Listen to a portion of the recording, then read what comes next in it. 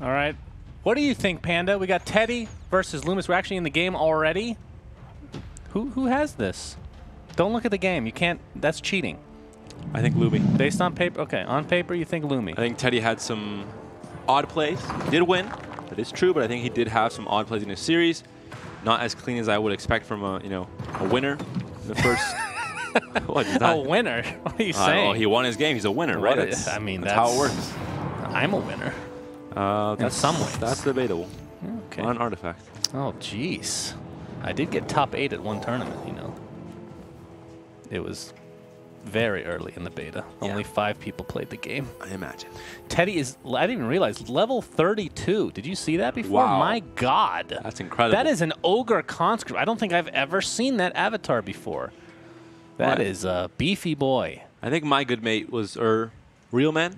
Someone was 29. Yeah, 29 with the Raven hook. Yeah, that's true. So Teddy, I think, is the highest so far. You know what? I'm going to go with Teddy, just based on that alone. He has grinded like none have grinded before. That's true. He's trying to get those levels up. He's going to be good to go. Track is down on the Ogre. So you have, well, that potential to get some gold as well. We saw him get a very strong start last game against Xixo, the first game of the series, the first game of this group, actually. And Anglin, for me, is in hand as well. Whereas we don't really see, much of the combo in hand for Lumi. This is a, very combo-centric deck looking for Sanctum, Stars Align, Incarnation of Salamene, and some card draw with, Foresights, etc. Just go off. And Gus, of course. So yeah. I mean, if he can get these Vestures, I mean, we saw him completely blow up the first time we cast his game. And one for me is in hand as well. Tyler State Sensor obviously wouldn't do anything this turn in terms of preventing Luminous from actually playing something, but still fine to set it up. -1 out of 3. Is that weird? What about it? It's weird. Intended. All right, Gus to come out. That's a very early Gus. It is. Preventing the Ignite, so it does prevent something. It wasn't a dead hand at all. And that's some big damage coming through. You can't play the Prey on the weak to stop that damage, but I guess Lumi just didn't value that. He sees 25 damage still pretty healthy. I mean, he does not want to use Prey on the weak on any lane that Kana is not in. Yeah, that's true. Reserved for Kana. That's how you're supposed to. What if you were forced to play your signature cards with the hero? This is Mono Blue we're talking about. So Annihilation. You just ignore everything I say. Annihilation is a possibility later on. So even if this lane gets really big, really quick, Annihilation can shut that down next turn. Oh, that's true. So it's unlike other matchups against red-black or red-green that don't really have the answers to AoE. The black-blue control deck very much does, and Ignite is also one of them. Yeah, it's pretty tasty. Of course, it would have been nice to cast that from the mid lane. So the Gus ends up being quite high value. You're going to sacrifice PA? Was that 2 cards? Yep, she's above 6 attack. Yes. And Lich's ability. 6 or more attack. Yeah, we got him. You're right, SunsFan. Thank you. Chain Frost in this deck. Against the Storm. Quite good. I like it. It's one of the few decks that's actually going to be used for damage. No armor. And of course, the initiative is even more important. Some armor. Yeah, Treant Protector. We talked about this, of course. Lodestone Demolition, not great. But Chain Frost, other than Treant Protector, is good in this deck. Now, the Ignite can come down onto lane 1 or 3, but instead it's going to probably go for the Unearthed Secrets in lane 3 to get even more card draw. This is a deck that once you get the combo off, you can win games if you have enough card draw. So Lumi's going to, titter on the edge. Going to take a lot of damage, but if you can stop it right in time, you get that, Solitaire mode with God's Wrath and just full control over the entirety of the board. Oh, wow. He is still not Prey on the Weaking, by the way. Does not mind. Wow. That is some ultra patience. And he gets Under Secrets proc as well. Yes, he does, but that's 12 HP on the tower very early in the game. Well, he would look pretty dumb if he plays Under Secrets and then plays on the weak, right? I mean, but you're blocking so much damage. Then he would look pretty dumb. Maybe he cares about his opinion to the public. No, he doesn't care. Lumi's been in the business long enough. He knows not to listen to other people. Just listen to your inner monologue, even if it's really bad. But in his case, he's been very successful, so he doesn't have to worry. Teddy not moving much. He's in a very dark room as well. Oh, he's smiling now. Not sure why. He just started smiling. Just out of nowhere. Oh, he's chuckling for real. He must have heard a really good joke on the radio or something, but definitely not listening to us then. Wow, that's a lot of damage going to the tower, though. And only at 6 mana, so Chain Frost not to come. But, of course, the Ignite completely counters most of it. Still 6 damage, though. The Tyler State also dies, which opens up Annihilation for Lumi if you would want it. Why would you want it here? Well, it's a 2-for-1 trade. But, yeah, I don't know. It's a lot of damage to the tower. Yeah. You're doing 6 here. Prey on the Weak is still looking quite good. Your opponent does not have Prey on the Weak, but he does have at any cost. He does. So, which suicides almost everything. Maybe Sanctum goes down first. Just start stalling here. How many Eclipse charges are we looking with? A Cloak as well. Here? There's 4. 4. Ooh, going for the coup de grace, and he actually loses Annihilation. A big, big loss. Not laughing anymore is Teddy. And still takes 6 damage, so this tower isn't done yet. Going quite low. Full control here, and do we have the combo? We do not know. Stars align here. Cannot pull off any kind of combo. Can play Sanctum, though, to start setting that up for later on. How's Diabolic here? In the other lanes, I mean, because in this lane it's great. Well, kills poor old Ogre, so probably don't want to go there. I am a benevolent. Sanctum does go down, like you mentioned. You can refresh and play small, Prey on the Weak. Arcane Assault, maybe even. We talked about this. The Prey on the Weak is reserved for Kana. She's dead, though, so maybe he reconsiders. Under Secrets again could come down lane 3 and again not block. And maybe you lose the tower. By the way, 23 gold for Teddy right now. That's true. He could find that Vesture. But starting off a lot slower than the last game. That's where true. He had 3 Vestures, a turn before this even. Yeah. And so really has to step it up. These towers need to be under or above 20 HP. Gust can come down here. Out. Would be a pretty weird Gust though. Yes, it will. Would it though? The it's not that bad. I mean, you live and you can't cast anything. But luckily for Lumi, nothing can be cast anyway. And the very fast plays from Teddy indicates that he just doesn't have anything. He's not slow playing, he just doesn't got jack. But he could get Vesture. And that would be an enormous pickup. You can a game-changing pickup. Can Diabolic now. There's the option to. He's finally doing this. Okay. No Prey on the Weak. You can multicast as well. All right. I like it. Teddy, let's see what he picks up. Oh, Horn of the Alpha. So not exactly the Vesture he's looking for, but I mean, maybe you can just finish this game before mana 10. You don't even have to worry about it. This should be an interesting one. I mean, no heroes coming in for Lumi. He's in lane 2 and 3 respectively. Does have an Annihilation for next turn in that first lane if Kana needs to be used for it. Now the Horn, I think, has to come down lane 1 because anywhere else there's going to be an answer from Lumi. Can Annihilate, can Eclipse, can respond to the Horn before it can activate. So I think the safe bet here is to maybe equip it on Luna. Would save her from an upkeep kill. I mean, you're going to be N1 for meing it anyway, so you can play it in the other lanes regardless. Do you at any cost to open it up for this big boy to hit the tower? It's an option. You have to look at the different lanes. You have Ignite as well. You would not do it now. Yeah, Ignite over here. Okay. Also pretty helpful. All right, where's this other Horn going? Now, if he at any costed and then double Horned, would that have been enough for the tower? It would have been. Feel my wrath. Maybe not. I'm not counting the 6 siege that was already done, so it would have been a close call. Who doesn't love a Thunder God's Wrath from Lumi does clear the Bounty Hunter in the last lane. There is still no solitaire potential from Lumi. Does not have the Stars Align just yet, or the Incarnation of Salamania, but he can draw into it. Chain Frost. Unless there's 2 armor. Here it comes. Oh, that's not the greatest bounces, though. Doesn't matter. Yep, everything's dead anyway. Calculated. All right, so here's the Horn to follow. So now you can only annihilate one of these 2 lanes. So Teddy looking pretty damn good in multiple ways. And still a very healthy tower here. You can play Cunning Plan and Diabolic even. I think at this point you have to. For sure, yeah. Start off the Cunning Plan. Gets the Gust. Not going to be as helpful. Diabolic. Oh, okay. So no Arcane Assault. That's quite interesting. With only kind of coming in, this makes it quite risky to try and find annihilation value. Well, Luna will be dying, and there's nothing coming in for. Oh, that's true. Yeah.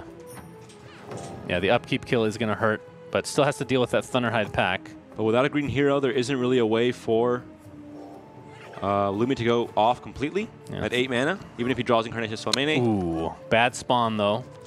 Did he have another Cunning Plan in his hand? Or did he use them all? No. Still can draw some cards here. Thunder God's Wrath cannot be multicast, but you can get the kill on Phantom Assassin and almost get the kill on the Ogre. Well, yeah, there's only one Ignite in hand, so, and that's the last one as well, so.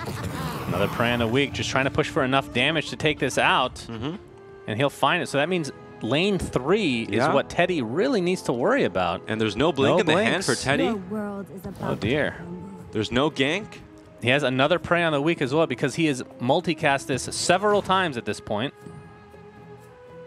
Is that enough damage with the Ignite in the last lane to be able to go wide enough? I think it might be. I mean, the Vesture is in hand for Teddy now, but not going to be able to get to the lane he needs to be. There's the Emissary as well. You don't have a refresh, though. There's no Sanctum here. And now we'll see if Teddy finds something to interact with the last lane. He does not. There's no blink either. Nothing. That's it. He's going to end one for me again.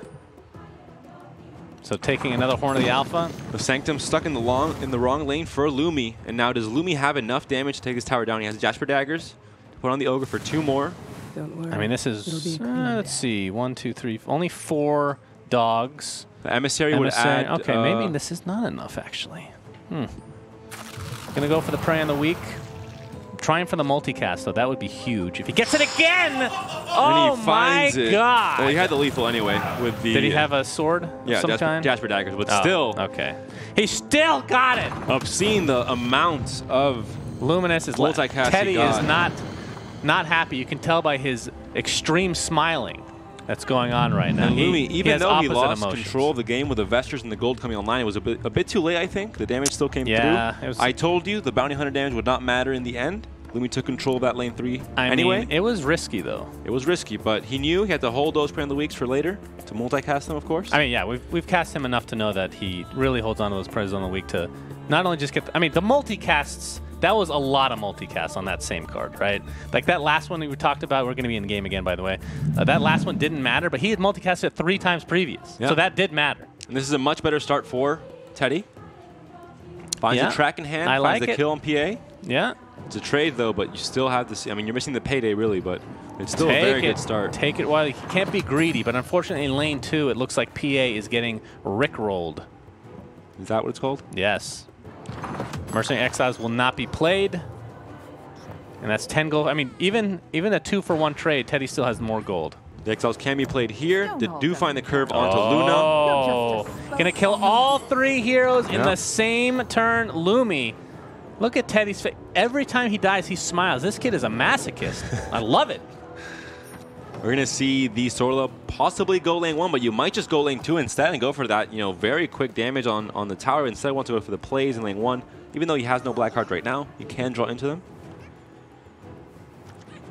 He does not find the kill on the tower, but could find a Hipfire, maybe. Does he run Hipfire in this? Oh, yeah. He has 2. Has Assault Ladders in hand right now, but that's about it. The wrong player found the Hipfire. So Lumi does not run Hipfire? Oh, he does. He has to. Okay. I'll take whatever they throw. So we're going to get healed up by Stonehall Cloak. A great modify effect over time, getting 2 health every single turn that she's alive. Slacks. That's right, alive. That mid lane is looking very scary, though.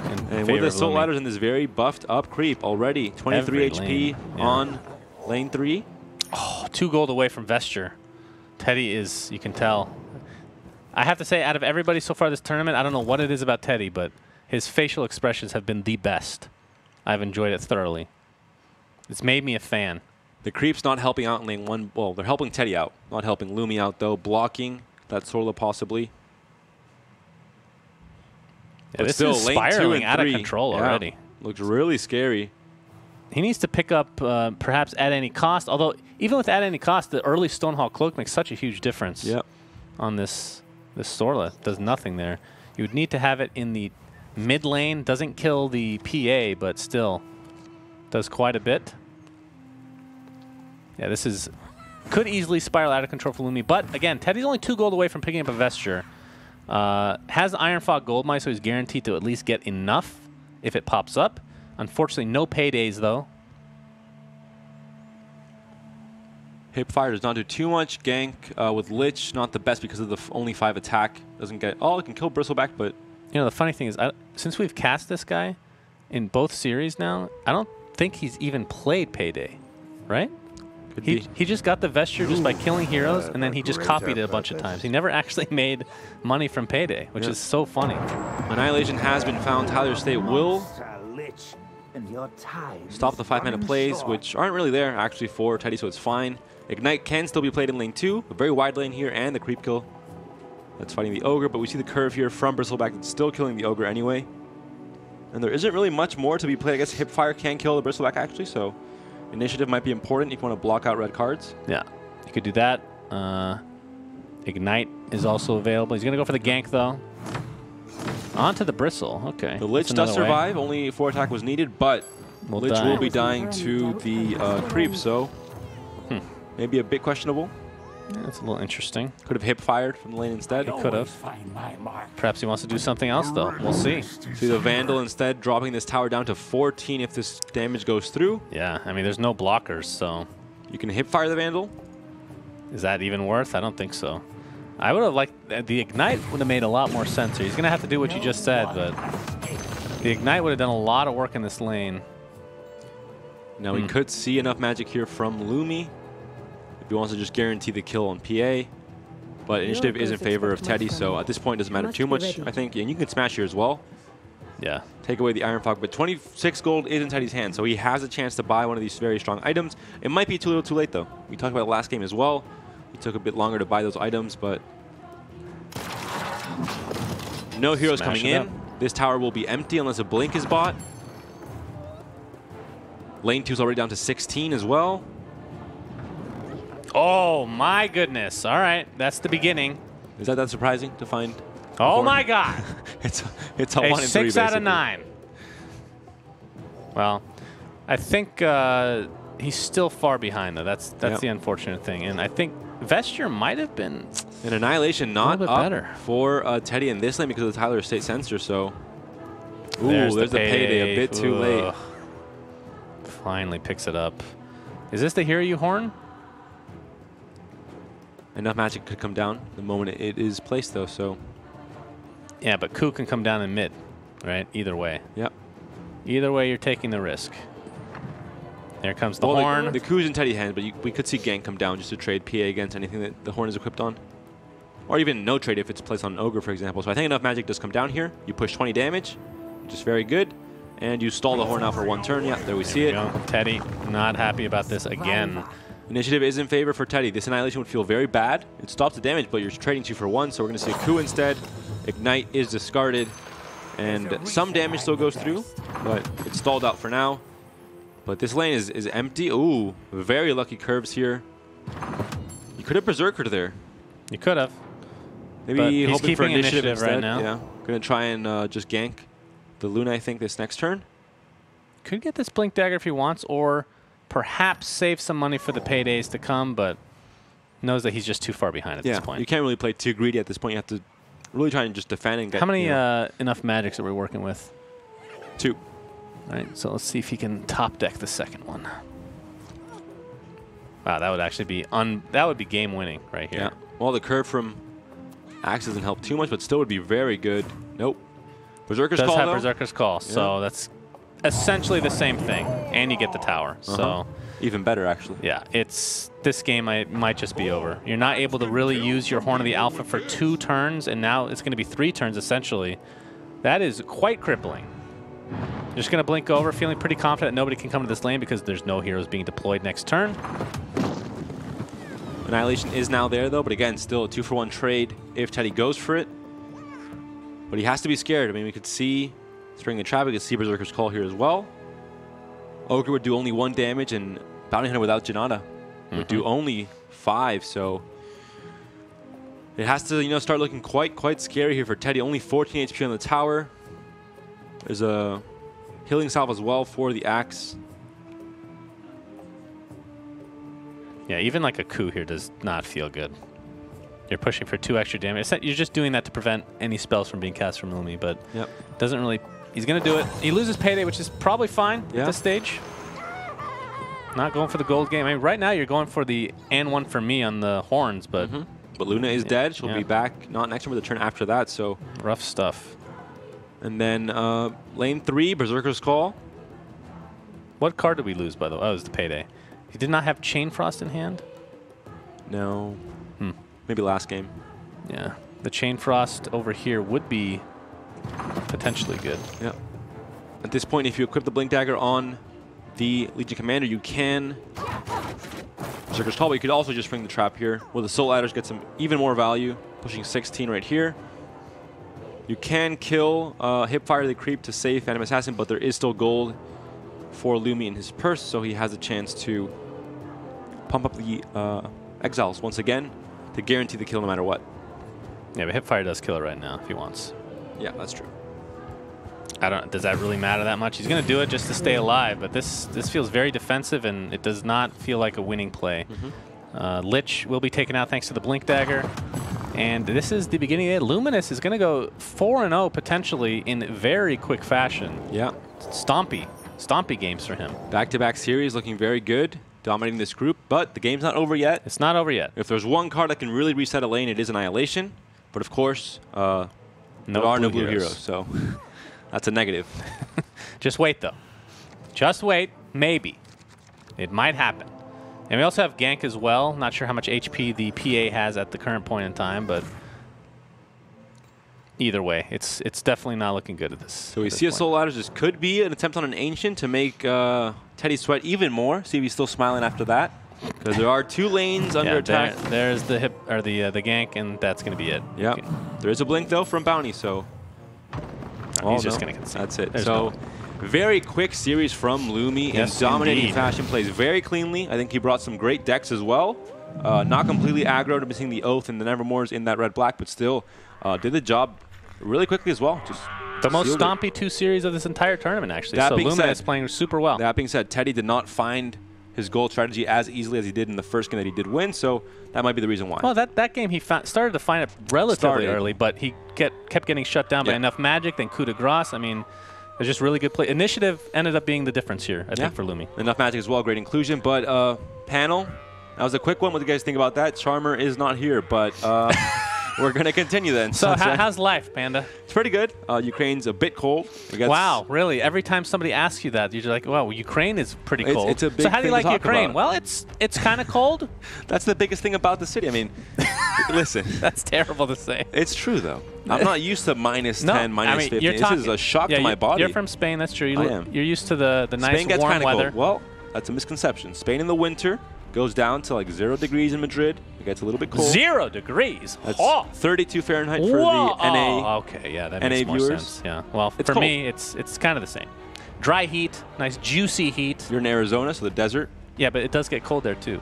In the north. Yeah. The north of deserts can be cold. Another misconception. Yes, but all right.